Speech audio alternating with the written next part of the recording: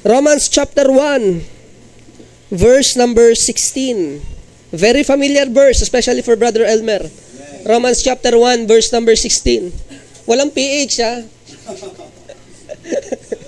Romans 1:16. Yes, for I am not ashamed. Andiyan na po kayo?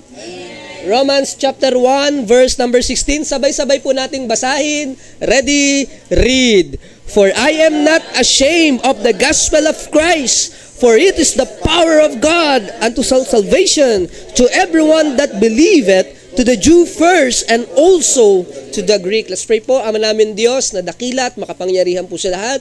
Maraming salamat po Diyos sa araw po na ito, sa pagkakataon na makapangaral ng inyong salita. Pray Panginoon na enable nyo po na ang inyong pong lingkod sa pagbabahagi o Diyos ng salita po ninyo sa araw po na ito, sa umaga po na ito. We're praying Lord na pahiramin po ninyo ako ng sapat na ability o ng kakayahan upang maibahagi ang inyong salita. Gayon din po o Diyos sa ating pong listeners, sa ating pong mga audience sa oras po na ito, ang inyong pong mga anak sa church. We are praying Lord na ang banal na Espiritu ang siyang mangusap po sa amin, Panginoon, ipaunawa po sa amin ang inyong pong mga salita. Kung meron man po, Panginoon, na mga bagay na mahirapan po kaming maunawaan, o Diyos, we are praying na ang banal na Espiritu maging tunay po naming guro sa oras po na ito, na siyang magpapaliwanag, Panginoon, ng inyong pong salita. Because we admit, O God, na kung wala ka, Panginoon, wala po kaming magagawa. Kung wala ang ministeryo ng banal na Espiritu, ang pag-aaral po namin ay mananatiling secular lamang o academical lamang, at hindi ito tatagos, Panginoon, sa spiritual na bahagi ng aming pong pagkatao. So we pray, Lord, to the Holy Spirit of God, we pray, Panginoon, na i-enlighten po ninyo kami, buksan po ninyo ang aming mga puso, yung ministry ng illumination, o Diyos, ay nawa po mangyari, Panginoon, sa amin sa oras po na ito, habang pinagmumulay-mulayan po namin ang inyong pong salita. We are also remembering pa rin, Panginoon, ang aming pong mga kapatid. We're praying for Sister Annie sa kanya pong recovery, patuloy na recovery sa kanya pong karamdaman sa oras po na ito. We're praying for her, O God, na nawa nga po siya po inyo pong pagalingin at gamitin po ninyo, Panginoon, ang mga gamot at ang mga vitamins, maging ang mga doktor, Panginoon, para po sa kanya na manumbalik, O Diyos, ang kanya pong dating kalakasan, O Diyos, and looking forward, Panginoon, sa kanya pong mga plano, Panginoon, maging sa kanyang paghahanap buhay, ang kalooban po ninyo, Panginoon, sa kanya. We're also remembering Sister Lucrecia sa kanya pong pagbubuntis. We're praying, Panginoon, sa nanawa po maging safe and sound ang delivery, knowing na ito po ay nalalapit na, Panginoon. Praying, Panginoon, sa provision. Gayon din ko ay Brother Peter Paul sa preparation, Panginoon, sa panganganak ni Sister Lucrecia. And also, most importantly, Panginoon, yung kanya pong kalusugan, yung safety ng mag-ina, Panginoon, sa delivery po nito. So, I'm praying, Panginoon, sa bawat isa rin po sa amin sa oras po na ito. We are praying, Lord, na nawa po ay mabless po ninyo ang aming church. Salamat po sa presence ng bawat isa sa inyo pong mga anak na kahit last Sunday, in spite na maanong panahon, maulan, mabagyo, Panginoon, pero still have a good number last Sunday. Looking forward, Panginoon, sa mga kapatiran na hindi po namin nakasama ngayon, even yung mga na-expect po namin na makasama, ngunit hindi nakapunta, Panginoon. Hopefully po, next Sunday sila po ay amin pong makasama. Maraming salamat po, Diyos. Ito po aking samot dalagis tayo pangalan ng Panginoong Jesus. Amen.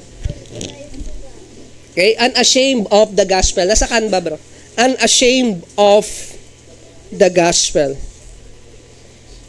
Okay, so the book of Romans, no, mga minamahal, it was written by Apostle Paul, obviously. Although sa mga susunod na chapter, sa last chapter niyan, may nakalagay dyan na I am Tertius who wrote this epistle. But si Tertius is actually just a secretary of Apostle Paul. Para makita po ninyo, open your Bible in the book of Romans, yung last chapter, number 16. Para makita po ninyo yung ibig kong sabihin. Kasi last time, nung nagturo po ako sa Bible School, no, in-expose po natin yung book of Romans, isa sa question is, sino si Tertius? Kung si Apostle Paul ang nagsulat ng Roman, ano yung sinasabi ni Tertius? Romans chapter 16 verse number 22, I, Tertius, who wrote this epistle, salute you in the Lord. Okay, so si Tertius po ay secretary lamang ni Apostle Paul. Okay, siya po ay secretary lamang. Pero when we talk about the author of the book of Romans or the epistle of Romans, syempre si Apostle po yan as as stated in chapter 1, verse number 1, Paul, a servant of Jesus Christ, called to be an apostle, separated unto the gospel of God. Okay, the book of Romans is written around AD 56 to AD 57. Medyo matagal na. Ano na tayo ngayon? 2025. Okay, so sinulat ang book of Romans around AD 56 or 57 during the third missionary journey of Apostle Paul. Kasi nagkaroon siya ng apat na missionary journey. Kaya yung pang-apat doon is yung pagkatapos ng kanyang first Roman imprisonment. Okay, so bago siya makulong, before the first Roman imprisonment, during the third missionary journey, in the latter part ng kanyang third missionary journey, sinulat niya ang Rome, kaya itong Romans, sinulat niya ito habang siya ay nasa Corinth. Nalala niyo yung Corinth. Okay, so habang siya ay nasa Corinth, kaya isinulat niya ang Romans, okay, para gabayan ang mga believers sa Rome. Okay, ang mga believers sa Rome. Okay, para sa kanilang pananampalataya. Bakit? Kasi actually, hindi pa nakakapunta, during that time, hindi pa nakakapunta si Apostle Paul sa Rome. Okay, hindi pa siya nakakapunta. Plano pa lang niyang pumunta. Plano pa lang niya pumunta. Okay, so to prepare the heart and to prepare the mind of the people there, and syempre para gabayan sila sa tamang aral, tamang doktrina, dahil walang apostle na nagmi-ministry sa kanila during that time. Okay, so para gabayan sila ng mga bagay na dapat nilang malaman, isinulat ni Apostle Paul ang Romans o ang epistle na ito para gabayan ang mga mananampalataya roon sa tamang aral, sa tamang doktrina, sa tamang mga practices na dapat ina-uphold ng mga mananampalataya. Kaya nga, if you are familiar, kung nabasa nyo lang talaga ang Book of Romans, no, mga kapatid, maa-appreciate po ninyo. This is the most doctrinal and theological book in the Bible. As in. And it is carefully outlined. It is carefully structured. Okay, makikita po ninyo. Di ba, na-preach ko na yan dati, chapter 1 to chapter 3, the doctrine of sin, chapter 4, justification, and so on and so forth. It is carefully outlined. Makikita mo talaga, evidently, kapag ka medyo yung mahilig ka magbasa, yung kahit pa paano, yung academically, nakaka-relate ka sa mga usapan ng academics, and then, basahin mo ang Book of Romans, wow, napakaganda. It is carefully structured. Okay, bakit? Para ipaliwanag sa mga mananampalataya ng Rome yung tamang aral at tamang doktrina ng salita ng ating Panginoon. Okay, maging dun sa kanilang mga practices, maging dun sa kanilang mga gawi. And when we talk about the influence of Roman, if you are familiar with Augustine, kilala na po niyo si Augustine? Si Saint Augustine, yung philosopher, no, yung hinahalera kila Thomas Aquinas, yan mga kaya, si Saint Augustine, yung philosopher. Kaya na also, yung pare, di ba? Yung tinatapat kila Thomas Aquinas, yung mga ganyan. Si Augustine, malaking bahagi ng kanyang mentality, no, mga kapatid, nakuha niya while reading the Book of Romans. Are you familiar with Martin Luther? Are you familiar with Martin Luther? Yung founder ng Lutheran Church sa Germany. Yung nagpasimula ng Reformation period. Yung isa sa mga forefather ng Protestantism, si Martin Luther, yung dating pare, kapatid, okay, na naglagay ng kanyang thesis sa pintuan ng simbahan ng Katoliko nung unang panahon para ipaliwanag yung justification by grace through faith without the deeds of the law. Isinabit niya sa pintuan ng simbahan ng Katoliko na naging dahilan ng kanyang excommunication. Okay? Ang nag-influence kay Martin Luther is the Book of Romans. Ganong katindi yun. So it has really a profound influence upon Christianity, upon and even in our society, no, mga kapatid. Kasi kung wala sila Martin Luther, walang Protestantism. Hindi ba? Walang Protestantism, walang tinatawag na Reformation. At kapag walang Reformation, walang tatawaging revivalism during the 19th century. Ganon, kasi dugtong-dugtong yan eh. Okay? And lahat ng yan nag-ugat sa malinaw na pag-aaral ng Book of Romans. Yan. So, yun yung no, mga kapatid. Nilay down ko lang. Bakit po? Kasi gusto ko maunawaan po natin na ang salita ng Panginoon, hindi lang ito basta libro na babasahin mo lang. Na pag nabasa mo, parang bedtime story, pampatulog. Tapos kakalimutan na natin. Hindi siya ganun. Ang pag-aaral ng salita ng Diyos, dapat mag-translate sa pang-araw-araw nating pamumuhay. Kaya dapat talaga pumasok siya sa puso natin. Dapat makapture natin yung talagang aral ng salita ng Diyos. Dapat it forms us, it transforms us, and it gives us the ability, no, mga minamahal, na mas mapaglingkuran natin ang Diyos na naaayon sa kanyang kalooban. Okay? Many of today's practices, no, mga kapatid, hindi yan dahil sa malinaw na pag-aaral ng salita ng Diyos. Yung mga Christian rock, no, yung mga contemporary worship, hindi yan produkto ng malinaw na pag-aaral ng salita ng Diyos. Produkto yan ng puso ng tao. Bakit? Sa kagustuhan ng tao, na kapag pumunta sa church, ma-entertain siya, hindi ba? Gumawa siya ng worship na nakabase, nakaayon sa kanyang puso. So, hindi siya produkto ng malinaw na pag-aaral ng salita ng Diyos, kundi produkto ng madilim at maitim at makasalanang puso ng tao. Kapatid. No, kaya nga, if you are looking for a church, look for a church that is biblical. Okay? Hindi yung basta masaya ka lang. Tama? Hindi yung pag may libreng kape. Mas masarap pag may libreng kape. I'm not saying masama ang libreng kape, ha? Maganda nga yun, eh. May biscuit, kulang na lang. Dapat mahihiga din. Pero look for a church that is biblical. Look for a church that is biblical. Oo. Ano na lang yun? Kumbaga parang bonus na lang yun. Icing on the cake. Pero dapat yung heart of the matter, it should be biblical. A biblical church. Now, in the book of Romans, no, mga minamahal, especially in Romans chapter 1, verse number 16, ipinakita ng verse po na ito, yung motive ni Apostle Paul, yung heart ni Apostle Paul for the believers of Romans. So, ang sabi niya, I am not ashamed. Hindi ko ikinahihiya. I am not ashamed. Tulad na ng sinasabi ni Brother Elmer, dati nga, makapal yung mukha natin sa mga bagay na dapat naman kahiya-hiya. Bure mo, sumusuray ka sa daan na ganyan, no? Hindi nga tayo nahihiya. Sumusuka ka. Okay, natutulog ka sa jeep.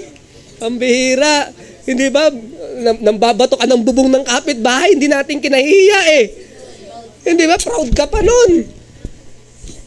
Okay? Pero this time na tayo po ay mananampalataya na, dapat we are unashamed of the gospel of Jesus Christ. Amen. Okay? Huwag natin ikahiya ang ebanghelyo ng ating Panginoon.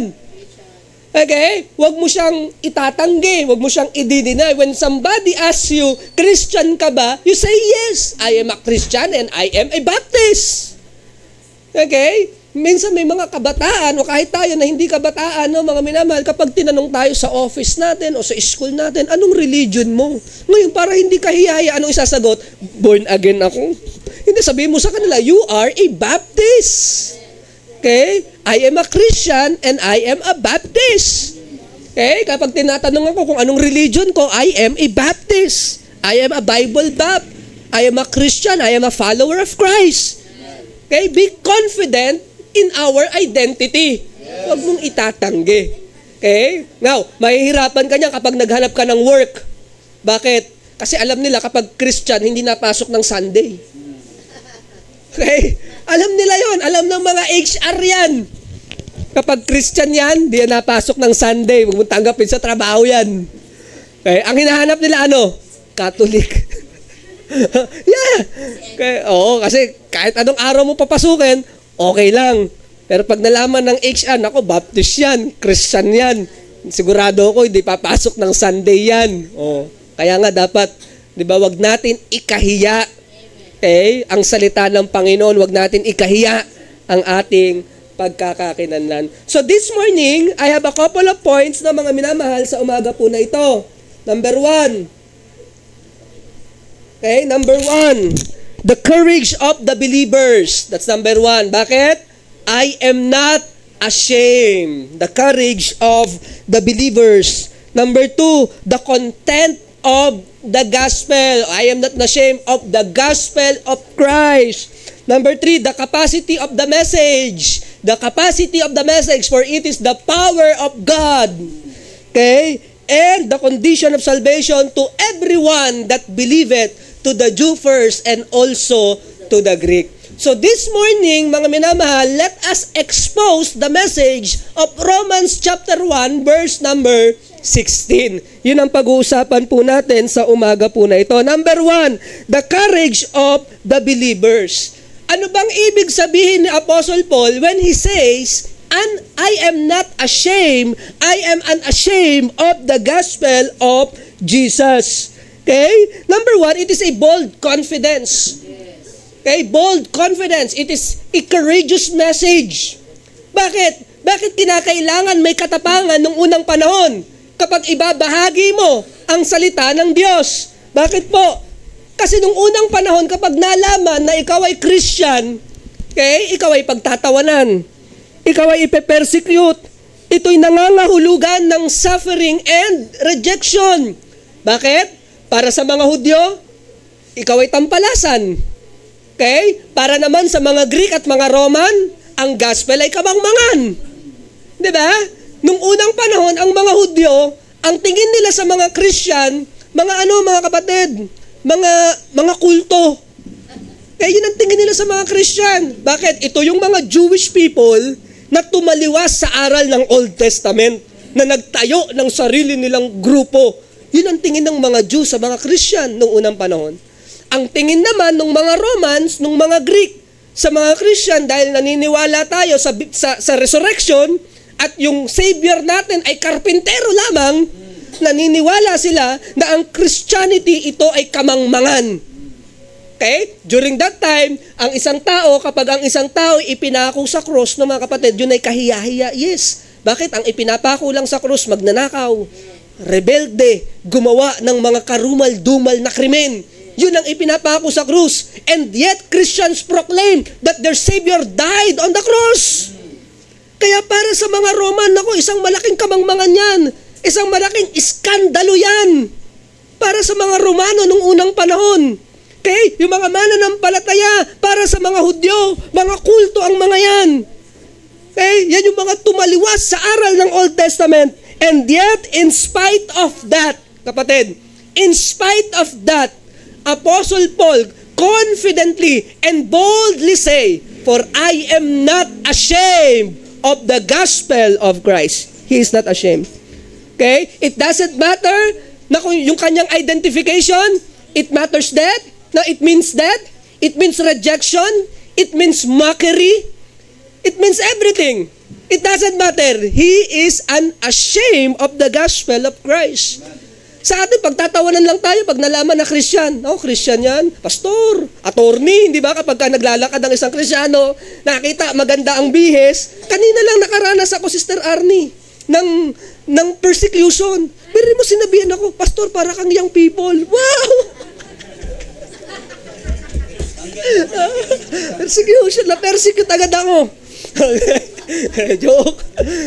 Pero di ba, kapag ka naglalakad ang isang Kristiyano, nakita, maganda ang bihis, may hawak na Bible, tatawagin kang pastor. Pero yung pagtawag ng pastor, hindi siya compliment, it is a mockery. May pagka-sarcastic. Andiyan na naman si pastor. Hindi ba? Andiyan na naman si attorney. Tayo, yun pa lang ang nararanasan natin, kapatid. Pero nung unang panahon, it means death. It means persecution. It means suffering. No, it means isolation. It means, especially nung ginawang batas, ang pagbabawal sa Kristyanismo nung unang panahon, it means death. Right? It is a crime to be a Christian during those time. And yet, ang sabi ni Apostle Pablo, I am not ashamed of the gospel of Christ. Okay? It is trust in the power of the gospel, for it is the power of God unto salvation. It is a trust to the message. It is the trust to the power of the gospel. Bakit? Kasi walang ibang mensahe sa mundong ito ang may kakayahang magligtas ng isang individual, ang ibanghelyo lang ng salita po ng Diyos. Walang iba. Hindi naman maliligtas ang tao sa pagbabasa ng kung ano-ano eh. sa pagbabasa ng Wattpad, sa pagbabasa ng kung ano-ano. There is no other literature that can transform a person only but the gospel of Jesus Christ. Only but the gospel. Dati, tayo naman, hindi ba? Alam naman natin si Jesus, kilala naman natin si Jesus. But there is no other message on this world that can transform a life of a person. Nothing but the gospel. And because of that, Apostle Paul says, I am not ashamed of the gospel of Jesus Christ. It means loyalty to Christ above all. It is loyalty above Christ, above the culture. Okay? It is an allegiance to the cross, mga minamahal. It is an allegiance to the cross. Ibig sabihin, para kay Apostol Pablo, mas mahalaga ang cross ni Kristo kaysa sa sinasabi ng mundo, sa sinasabi ng kultura na ito. Tingnan mo mga kapatid, kapag ikaw Kristiyano ka, nagsisimba ka Sunday after Sunday after Sunday, para sa mga tao na nakapaligid sa iyo, yan ay kamangmangan. Bakit? Tingnan mo yan, nagsasayang ng buhay. Dapat gumala na lang yan. Dapat nag-mall na lang siya. Dapat naglaba na lang siya. Pero mo Sunday after Sunday, ginugugol sa church, kamangmangan yan. Yun ang akala nila, mga minamahal. Yun ang akala nila. Pero kapag nakilala mo ang Panginoong Hesukristo, ang Sunday sa atin, no, mga minamahal, that is our spiritual rest. Ang sabi nga ng Bible, come unto me, ye that labor and heavy laden, and I will give you rest. The word rest means Sabbath. The word Sabbath means rest. Ibig sabihin, Jesus Christ is the fulfillment of Sabbath. He is our spiritual rest. Kaya nga tama naman talaga kung napapagod tayo, mga minamahal, emotionally, physically, spiritually, mas lalo natin kailangan ng Diyos. I don't know kung nakapagtatanggal ng pagod yung pagpunta sa mall, yung panonood ng sine, di ba? Ang kinakailangan nating kapahingahan, yung kapahingahan na matatagpuan kay Kristo Jesus. That is the invitation of Jesus. No, mga minamahal. So para kay Apostle Pablo, this is an allegiance. Kaya pag sinabi mong allegiance, kakampi ako ni Christ. I identified with the Lord Jesus Christ. Ano man ang sabihin sa labas, ano man ang pagkukutya nila sa akin, I am not ashamed of the gospel of Jesus Christ. The courage of the believers. Again, when we say courage, it is not the absence of fear. Alam niyo mga kapatid, yung takot natin, kapag naging Kristiyano ka, hindi yan magically nawawala. Walang magic. Diba? Walang magic. Na dati, nahihiya ka, tapos kapag naging Kristiyano ka, hindi ka na mahihiya. Walang magic na ganon. The fear still exists. Nandiyan lang yan. Pero when we say courageous, when we say courage, ibig sabihin, anuman yung takot natin, mas matimbang pa rin yung Panginoong Hesukristo na nagbibigay ng kalakasan sa atin, kaya in spite na meron tayong takot, nagpapatuloy pa rin. That's courage. Hindi nawawala ang takot pero binibigyan ka ng Panginoon ng kalakasan para mapaglagpasan yung takot natin, kapatid. Para malampasan mo siya, ma-overcome mo yung takot. Yung takot, nandiyan lang talaga yan. Takot ka para sa kinabukasan, takot ka dahil kulang si ganito, takot ka na naman sa kay Judith. Natakot tayo dyan, nakakatakot yan si Judith, di ba?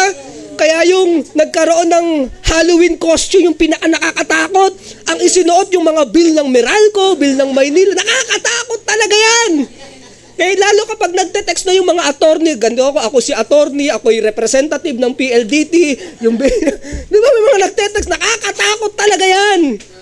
Di ba? Very talaga yan, nakakatakot. Halloween talaga yan. But I'm telling you, mga minamahal, in spite of our fear, God is able to give us strength to overcome all our fears, kapatid.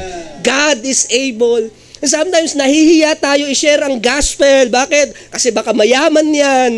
Kaya baka hindi niya ako pakinggan.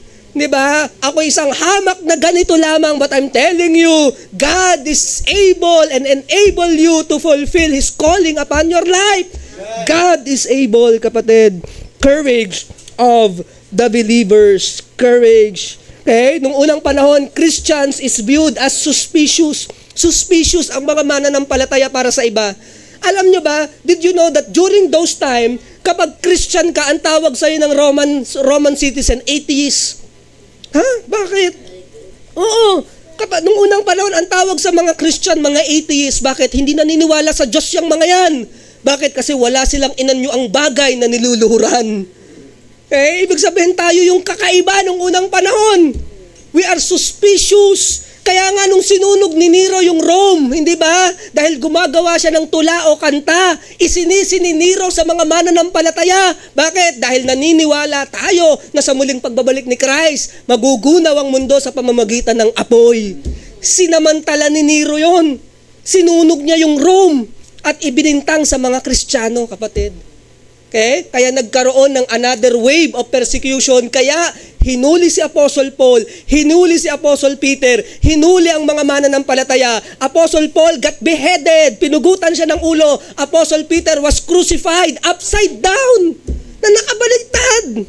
May mga disciples na itinali yung kamay at paa sa dalawang kabayo na magkasalungat ang takbo. May mga disciples na binalatan ng buhay. May disciples na itinapon sa kumukulong mantika. Pero I'm telling you, their witness, their claim, okay, their cry, I am not ashamed of the gospel of Christ. They are very, very courageous. Very, very courageous. Unashamed of the gospel. Wow, praise the Lord, hindi po ba? Unashamed of the gospel. Okay? Number 2, no mga kapatid, let's talk about, number 1, the courage of the courage of the believers. Number 2, the content of the gospel. The content of the gospel, what the gospel is all about. What the gospel is all about. Usually naririnig na natin yan, yung word na gospel. Gospel, gospel, gospel. Gospel ni ganito, gospel na ganyan. Pero really, what is the gospel is all about. Okay? Malinaw ang sabi ng Apostle Pablo, for I am not ashamed of the gospel of Christ. It is the gospel of Christ. It is the message about Christ. When we say gospel, it means good news, good tidings. Nung unang panahon, kapatid, kasi ang gospel, hindi yan salita na inimbento ng mga Christian. It is a regular word. It is a regular word nung unang panahon. Okay? Hindi yan inimbento ng mga Kristiyano, hindi yan inimbento ng mga writers ng Bible. The word gospel is a regular word. No, with a existing meaning. May meaning na talaga yan. At ang ibig sabihin ng gospel, it is good news. It is good tidings. Usually, ginagamit ang salitang gospel kapag nagtatagumpay sila sa gera. Okay? It is a shout of victory, the gospel. Okay? Kapag may ipinanganak na mayaman, na royalty, na anak ng hari, it is a gospel. Kaya nga nung unang panahon, there is an inscription that says, the birth of Julius Caesar. This is the gospel, the birth of Julius Caesar. The gospel is connected to royalty, a good news about a birth of an emperor, kapatid. And yet, ginamit ng mga Kristiyano para kanino? Para kay Christ. The gospel of Jesus. Okay, it is a good news about the Lord. So when we talk about the gospel, it is the message about Jesus. At ano yung ginawa ni Jesus? Para saan si Jesus? Bakit siya pumunta rito? It is for the salvation of the human race, kapatid. Okay? That is the message of the gospel. That Jesus come to this world to save sinners, of whom I am chief, according to Apostle Paul. Okay? It is the message of salvation. During those time, itinranslate yung Old Testament, no mga kapatid. Kasi nung unang panahon, ang Old Testament, in its original word, it is written in Hebrew and Aramaic yung Old Testament. Tapos, tinranslate yan sa Greek. Yung tawag sa translation ng Old Testament into Greek, ang tawag doon ay Septuagint. Okay, yun ang tawag doon. Yung translation ng Old Testament into Greek, ang tawag doon Septuagint. Okay? At in the book of Isaiah, yung salitang good tidings, okay, yung salitang good news in the book of Isaiah, it was translated as the gospel and it is connected to the Lord Jesus Christ. So when we talk about the gospel, mga minamahal, it is the good news about Jesus. that Jesus saves. Again, there is no other message upon this world na mga minamahal na may kapangyarihan para magligtas. Ang mensahe lamang patungkol sa ating Panginoong Hesukristo. Okay? I'm telling you right now, no, mga minamahal, yung mga mahal natin sa buhay na unsaved, hindi yan maliligtas sa pamamagitan ng chismis. Hindi yan maliligtas sa pamamagitan ng inspirational songs. Hindi yan maliligtas sa pamamagitan ng mga ceremonies. Hindi yan maliligtas sa pamamagitan ng mga rituals. Hindi yan maliligtas sa pamamagitan ng tradition. Hindi yan maliligtas sa pamamagitan ng kanilang pagiging deboto. Hindi yan maliligtas sa pamamagitan ng ng mga rosary. Ang tanging kapangyarihan ng Diyos upang magligtas, walang iba kundi ang ebanghelyo ni Kristo, mga kapatid. For I am not ashamed of the gospel of Christ. It is not the rosary. It is not the tradition. No, it is not yung kung ano-anong ginagawa natin. It's never a good work. It is the gospel of Jesus Christ. Why? This is the power of God unto salvation, kapatid. Kaya huwag natin ikahiya ang ebanghelyo. Huwag mong ikakahiya. Look at this. Kapag ikaw nakadiscover ka ng gamot sa cancer, okay? Nakadiscover ka ng gamot sa cancer, what will you do? What will you do? Kapag nakadiscover ka ng sakit, ng gamot sa cancer, na sa isang inom mo lang, instantaneously, cancer cell would die. The cancer will reverse at babalik sa pagiging healthy and normal cell. Kapag nakadiscover ka ng ganyang gamot, what will you do? Okay? Yes, you will proclaim it. Okay? You will publish a book about it. Magpapa-interview ka. You will go to the scientific community. Hey, this is my discovery is all about. Tutulong ka as much as possible para maibalita, maiproclaim na, hey, I discovered something very, very effective, very, very potent, gamot sa cancer. Kahit pagtawanan ka nila, okay lang. Tapos, lang gamot dyan. Diba? Tinan mo yung mga matatanda, diba? Pag nagkakaroon ng dengue, anong gamot sa dengue? Tawa-tawa. Nung kaming mga medyo bata-bata pa dati, tatawa-tawa ako. Tawa-tawa, gamot sa dengue. Pero upon careful study and upon the testimony ng mga gumamit ng tawa-tawa, it seems na totoo. Kaya nga natawa sila ngayon. Pero yung mga matatanda, talagang they are very bold. Gamot yan sa dengue, matagal na namin ginagamit yan. Okay, pero kaming mga walang alam, tawa-tawa lang kami. Bakit? Wala kaming alam ganun ang sinasabi ko, kapag nakadiscover ka ng gamot, no, mga minamahal, talagang ipaglalaban mo. Hindi mo ikakahiya. Praise the Lord! Nakadiscover tayo ng gamot sa kasalanan. Nakadiscover tayo ng gamot sa impyerno. And that is the very gospel of Jesus Christ. Huwag mong ikakahiya, huwag mong itatago, mga minamahal. Ipakita mo, iproclaim mo the gospel of Jesus Christ. The courage of the believers. The content of the message. And number 3, the capacity of the message. The content of the gospel. Number 3, the capacity of the message. The capacity of the message. And what is the capacity of the message? When you say capacity, it is the power. Okay? And I'm telling you, the gospel is capable. Why? Why the gospel is capable? Because God is capable. Okay? The two qualifications of the Savior. Number 1, He is willing. And number 2, He is able to save. That is the two requirements of being a Savior. Number 1, you must be willing to save. Number 2, you must be able to save. And only the Lord Jesus Christ fulfills the two commandments. The two requirements rather. Only the Lord Jesus Christ can fulfill the two requirements of being a Savior. Number 1, He is willing to save. Ano po sabi ng Bible? The Lord Jesus Christ came to seek and to save, which was lost. Siya ang unang humanap sa atin, kapatid. He laid down His life for us. But God commended His love. While we were yet sinners, Christ died for us. He is willing to save. He is very willing to save. And I'm telling you the good news. He is not only willing to save, He is able to save, kapatid. May kakayahan siyang magligtas. Bakit? There are a lot of people willing to save. Did you know Kiboloy is willing to save you? He is willing. Di Di ba meron siyang pindutan sa office niya dati? Kapag pinindot niya yun, lumilindol. Tapos pag sinabi daw niyang stop, tumitigil. He is willing, actually. Di ba? Ano sabi ni Kibuloy? I am Jesus Christ. Di ba yun ang sabi ni Kibuloy? He is willing to save. Did you know Felix Manalo is also willing to save? He is willing. Bakit? Kapag pumasok ka sa iglesia ni Kristo, maliligtas ka. Sabi nila, di ba? He is willing to save.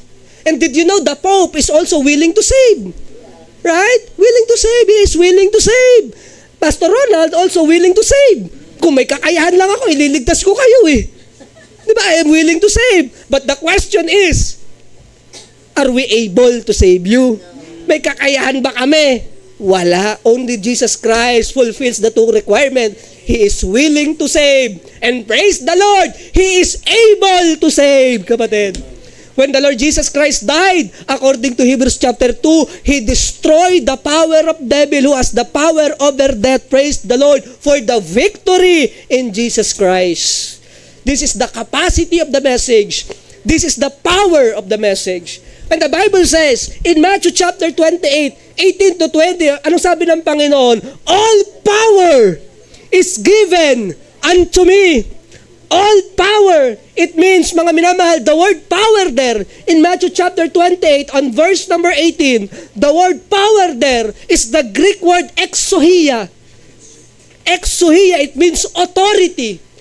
All authority is given unto me. It is a charge.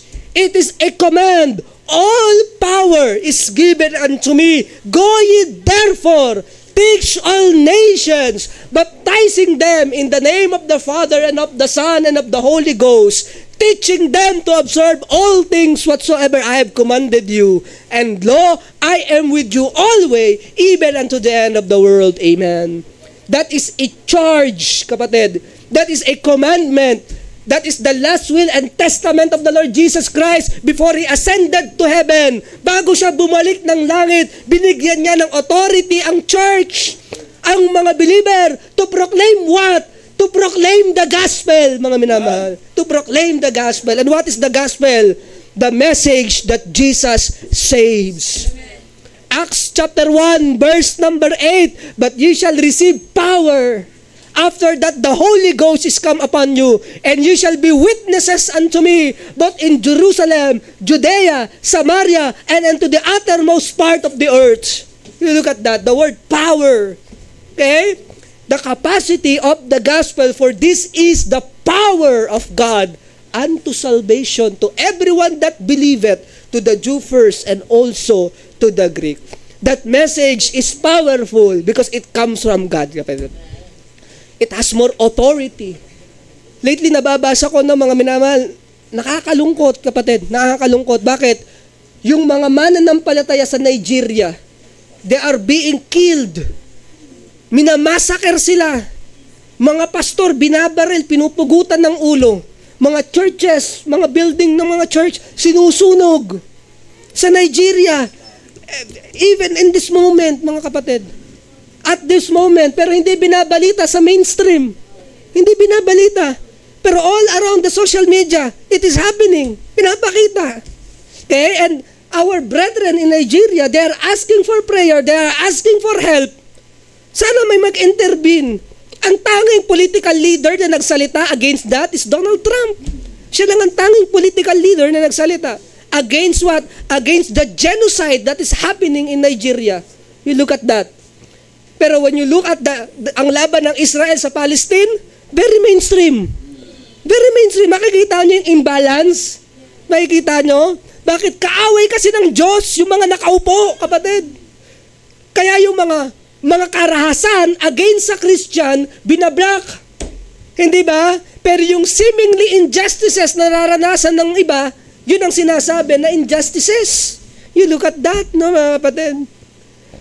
Okay? But I'm telling you right here, mga minamahal, yung mga mananampalataya sa Nigeria, namatay sila para sa Panginoon. They have their reward. They are bold in their faith. Okay? They are willing to die for their faith. They are unashamed of the gospel of Jesus. The capacity of the message. And look at that, on number 4. The condition of salvation. The condition of salvation. For I am not ashamed of the gospel of Christ, the courage of the believer. For I am not ashamed of the gospel of Christ, the content of the gospel. For I am not ashamed of the gospel of Christ, for this is the power of God unto salvation, the capacity of the message. Okay? To everyone that believeth, to the Jew first and also to the Greek. Number 4, the condition of salvation. Okay? And what is the only condition for salvation? To everyone that believeth. Sa lahat ng mananampalataya, salvation is free. Salvation is free. It is an invitation for all. The message is for all. For God so loved the world that He gave His only begotten Son. Okay? Salvation is for all. But the only condition for you to be saved is to what? To believe on the Lord Jesus Christ. That He is really the Messiah. That He is really the fulfillment of messianic prophecies of the Old Testament. That He really died for you and redeemed you from the penalty, from the price of your sin. Condition. Believe it, kapatid. Okay? Because salvation is for all. Pero sabihin ko sa'yo, kahit anong ganda ng regalo, because salvation is a gift. For the wages of sin is death. But the gift of God is eternal life through Jesus Christ our Lord. Romans chapter 6 verse number 23. The gift of God. It is a gift, kapatid. But I'm telling you, kahit ang regalo para sa'yo, kahit ang regalo may pangalan mo, kahit ang regalo napakaganda ng pagkakabalot, may pangalan mo, pero kung hindi mo voluntaryong tatanggapin, hindi ka makikinabang sa regalo na yan. It is a gift. Salvation is a gift. Pero many people are rejecting the free gift of salvation. Ano sabi nila? Dito na ako ipinanganak, dito na ako mamamatay. Kaya nga may science eh. Ano sabi ng science? Kaya nga may mga discovery. Yung mga dating nakakamatay na sakit, ngayon hindi na nakakamatay. Bakit? May gamot na eh. Hindi ba? Ito yung gospel, na-discover natin, gamot sa kasalanan eh. Bakit mas pipiliin pa rin nating mamatay? Hindi ba? Bakit mas pipiliin pa rin nating mamatay sa sakit ng kasalanan kaysa tanggapin ang libreng regalo ng Diyos, ang kanyang ebanghelyo, mga minamahal? Okay? It is the power of God. Okay? To everyone that believeth. John 3:16, for God so loved the world that He gave His only begotten Son. Look at this, that whosoever believeth in Him should not perish, but have everlasting life. John 1:11, okay? He came unto His own, but His own received Him not. You look at that. Pumunta daw siya rito sa mundong ito. Siya may gawa ng mundo, hindi ba? Walang bagay sa mundong ito ang magagawa kung hindi sa pamamagitan niya. Yun ang sabi ng John chapter 1. And He came into His own. He came into this world. And what? His own received Him not. Pumunta siya doon sa ginawa niya. Pero yung ginawa niya, hindi siya tinanggap. But on verse number 12, but as many as to receive Him, to them gave He power to become the sons of God, even to them that believe on His name. Okay? Bagamat sa lahat ng tumanggap sa Kanya, sa kanila ibinibigay ang kapangyarihan upang maging anak ng Diyos, mga minamahal. The condition for salvation. Believe on the Lord Jesus Christ. Put your faith on Him, for by grace are ye saved through faith, and not of yourself. It is a gift of God, not of works, lest any man should boast. Amen. Did you know na mga kapatid, kapag ang paniniwala natin, maliligtas ka sa pamamagitan ng mabuting gawa, ibig sabihin ang kaligtasan mo nakabase sa sarili mo. Kapag ang paniniwala natin, tradisyon ang magliligtas sa atin, ibig sabihin yung tradisyon ng Savior mo. Kapag naniniwala ka na kapag pumasok ka sa simbahan, maliligtas ka, ibig sabihin yung simbahan, yun ang Savior mo. But I'm telling you, according sa salita ng Diyos, hindi sa pamamagitan ng tao, hindi sa pamamagitan ng gawa, masama man o mabuti, no, mga minamahal, kundi sa pamamagitan lamang ni Jesus. John 14 verse number 6, Jesus said unto him, I am the way, the truth, and the life. No man cometh unto the Father, but by me. Walang taong makakapunta sa Ama, kung hindi sa pamamagitan lamang ni Jesus. Okay? I am a Baptist, amen? Yes. And I am happy. I am proud of me being a Baptist. Because being a Baptist, it has a rich history. But I'm telling you, being a Baptist cannot save you. It's only the Lord Jesus Christ. Ang Panginoong Jesucristo lang. Hindi naman sinabi na, okay, ano yun? To everyone that is a Baptist. Wala naman sinabi na ganun eh. Ang kaligtasan na kay Kristo. To everyone that believeth. But being a Baptist is important. Why? Because every believer, it is the will of God for you to be a member of a local New Testament church. Yun ang kalooban ng Panginoon. Bagamat hindi nakapagliligtas ang simbahan, pero importante ang simbahan para sa mga tunay na ligtas. Tama? It is the will of God for you. It is a will of God for me to serve God in the context of the local New Testament church. Amen. I am not ashamed of the gospel of Christ. Number 1, the courage of the believer. Number 2, the content of the gospel. Number 3, the capacity of the message. And number 4, the condition for salvation. You look at that. Romans, no mga kapatid, it is a melting pot. It is a cultural melting pot. Bakit? Nandiyan lahat eh. That is the center of the Roman Empire. Yung Rome. That is the center of the Roman Empire. And look at that. Ang Roman Empire, lahat na yata ng kultura na sakop niyan. Kaya padami ang gods ng Roman Empire eh. Alam niyo ba yung bakit ang dami nilang gods? Paano yung lahat ng Diyos ng mga bansa na sinakop nila, kinukuha rin nila, ina-adapt nila. Kaya parami rin sila ng parami ng Diyos. So yung Rome, it is a melting pot. It is a cultural melting pot for every culture. Okay? And yet, ang sabi ng Apostle Paul, I am not ashamed of the gospel of Christ. This gospel, this message is greater than every message that I heard. This message is everything to me. Christ is everything to me. I am not ashamed of the gospel of Christ. Look at this, mga minamahal. Paul's message still rings today. Yung mensahe ni Apostle Paul, I am not ashamed of the gospel of Christ, it still rings today. It's still true today. The invitation still today, kapatid.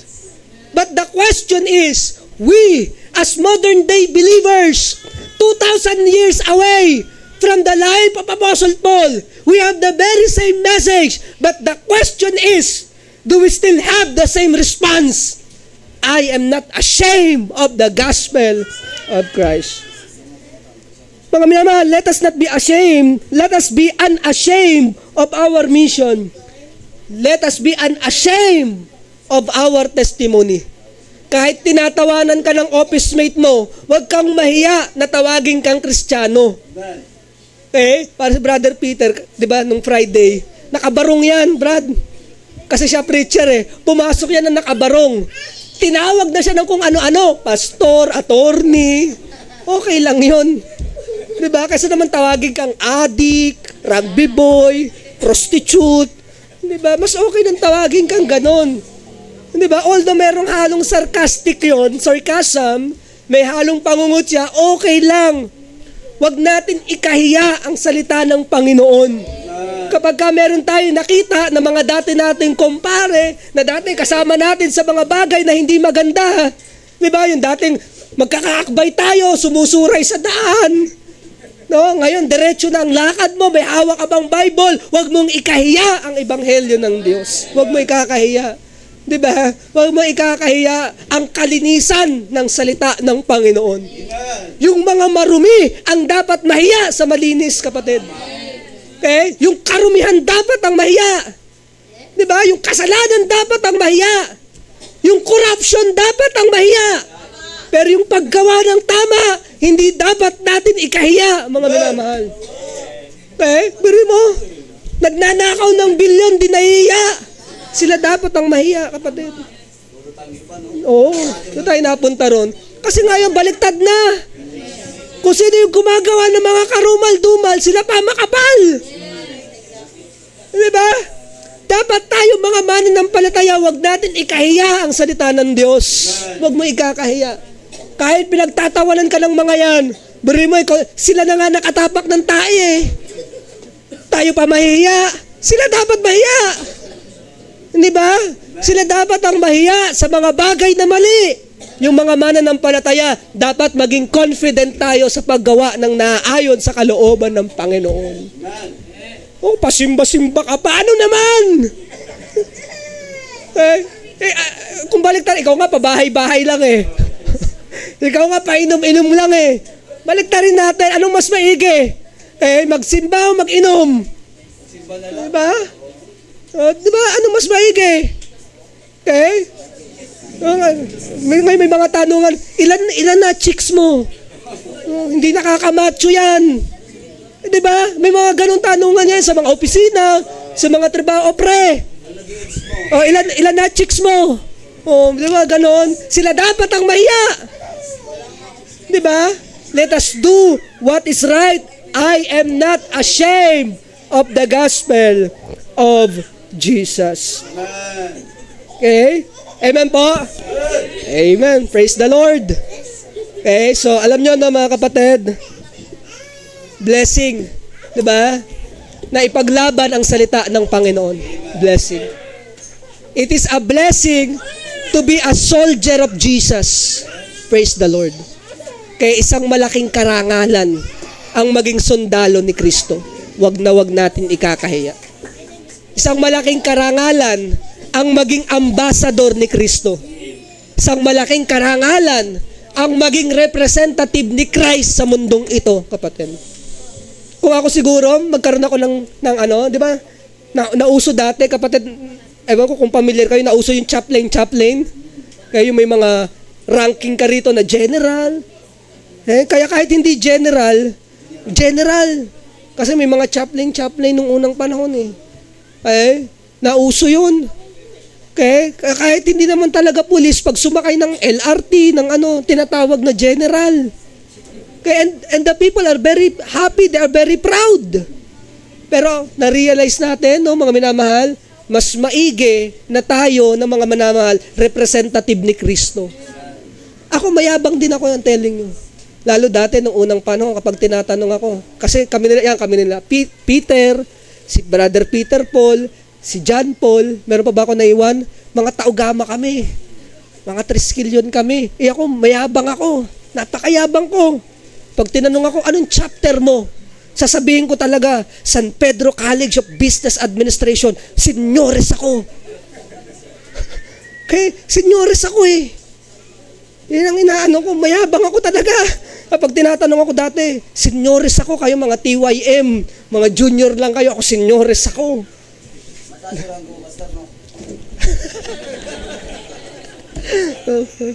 Ganon. Pero kapag nakakilala ka kay Kristo, yung mga yon, ano sabi na Apostle Pablo? I see it as dung. Ano yung dung? Tae lang yung, pupu lang yun. Walang halaga yon sa mata ni Kristo. Ngayon na tayo'y Kristiyano na, kapatid, we represent God. We represent Christ. We are not unashamed. We are unashamed, rather. We are not ashamed of the gospel of Jesus. Dapat maging mas confident tayo ngayon na mananampalataya na tayo. Di ba? Mas confident ka dapat na ngayon ay Kristiyano ka na. Yung dating buhay na marumi, yung dating buhay na walang kwenta, yung dating buhay na busalak, yung dating buhay na puro bisyo, yung dating buhay na sumusuray sa kalsada, yung dating buhay na sumasakay sa jeep at hindi nagbabayad, may sukli pa. Binago ni Kristo. Diba? Unashamed of the gospel of Jesus. Bakit mo sinasabi yan, pastor? Kasi naranasan ko yan. Naranasan ko yan. Nagbayad ka sa jeep, tumuhog ka sa tuhugan, kaya yung mga fishball, kulang na nga yung binayad mo, naghumingi ka pa ng sukle, may soft drinks pa. Pambihira. Pero kung hindi ka pa nakakakilala kay Christ, kapag nagkwentuhan yung mga lalaki, bida yan, siya pa bida. Nagtuhog ako, halagang 100, 50 lang binayad ko, humingi pa ako ng sukle. Naku, di ba? Wala ka sa ganito ko. Oo, bida-bida ka pa. Okay? Kapatid, yun dapat ang ikinakahiya natin. Yung paggawa ng tama, yun dapat ang nagiging confident tayo. Bakit? Ngayon ay ikaw ay mananampalataya na. Okay?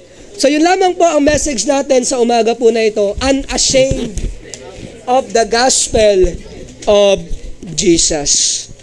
Let's pray po. Ama namin Diyos na dakila at makapangyarihan sa lahat.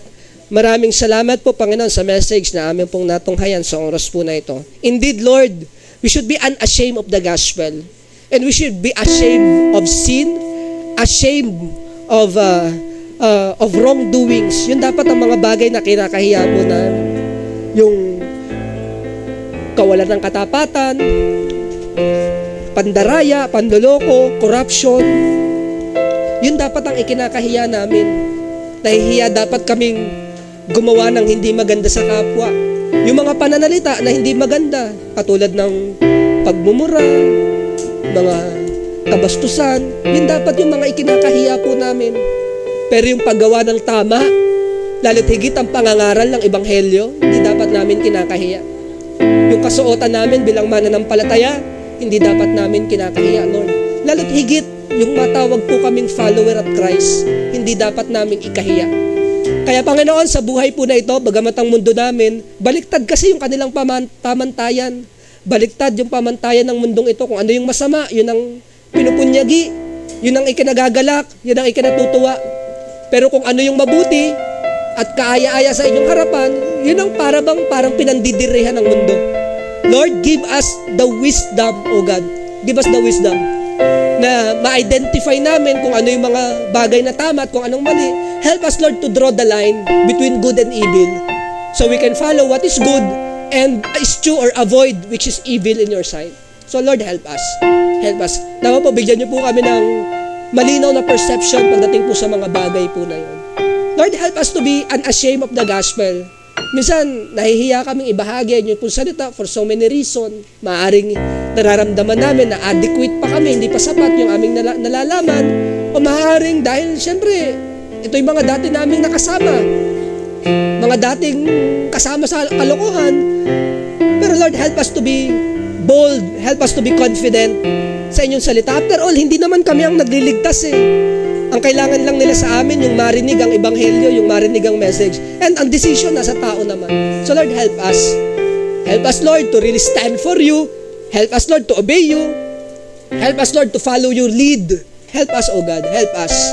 Give us the heart that is really confident sa inyo, O Diyos. Yung puso na talagang matibay, puso na naninindigan sa inyo pong salita. Help us, help us. Hindi namin to kaya, Panginoon, kung wala ka po. Even our church, in our leadership, in our membership, we pray, O God, na ang church po namin ay matagpuan na nagtatapat po sa inyo. In every aspect of the ministry, especially, Lord, sa pagbabahagi ng message of salvation. Help us, Lord, in any way possible, sa lahat nawa ng aspect ng ministry, maipakilala ka po namin. Whether it is sa soul winning, sa pagluluto, sa iba't ibang kaparaanan, even our worship, maipakilala ka namin, Panginoon. Help us to be unashamed of your gospel. Help us, O God. So once again, Lord, it is an honor to be your child. It is an honor to be a soldier of the Lord Jesus Christ. It is an honor to be a follower of Jesus. So Lord, dawa po, i-ano po ninyo ito sa aming puso, itanim po ninyo, Panginoon, nang sa ganon, aking Aba, paglabanan po namin yung pangungutya, yung pagiging katawa-tawa sa harapan po ng mundo. Help us, Lord, to really to find peace in our heart, knowing na yung ginagawa po namin ay tama sa inyo po. Maraming salamat, Panginoon. Maraming salamat po. Muli, Panginoon, purihin ka sa aming kalagitnaan. This is my prayer in Jesus' name. Amen and amen.